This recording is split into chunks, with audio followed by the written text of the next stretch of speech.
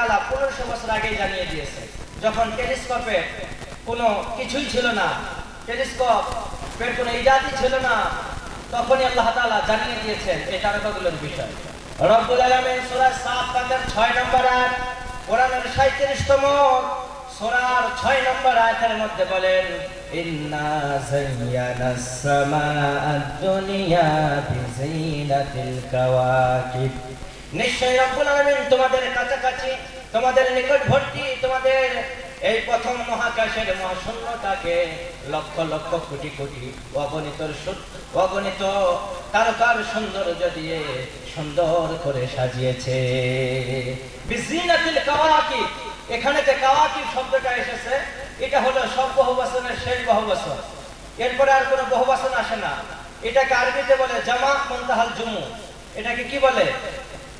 জামা মুনতাহাল জুমু, মানে সব জামা বহুবচনের শেষ বহুবচন।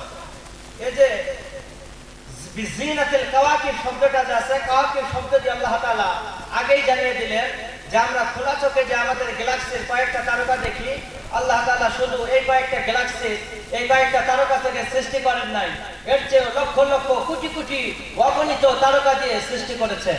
এই প্রথম মহাকাশের মহাশূন্যকে সাজিয়েছে। কি করেছে? প্রথম আকাশের মহাশূন্যকে সাজিয়েছে। এই যে একটা আয়াত সূরা সাফফাতের 6 নম্বর, এই আয়াতের একটা টুকরা এক আল্লাহর উপরে ঈমান নিয়ে আসার জন্য যথেষ্ট। এই একটা আয়াতের একটা টুকরা এক আল্লাহর উপরে ঈমান নিয়ে আসার জন্য যথেষ্ট। ভাইরা আমার, এরপরে বিজ্ঞান এই পর্যন্ত কতটুকু দেখতে পেরেছে, এই ইউনিভার্সটার কতটুকু দেখতে পেরেছে, এই পৃথিবীর চারদিকের যে একটা গোলা আছে, এই গোলাটা হলো 46.5 বিলিয়ন আলোকবর্ষ।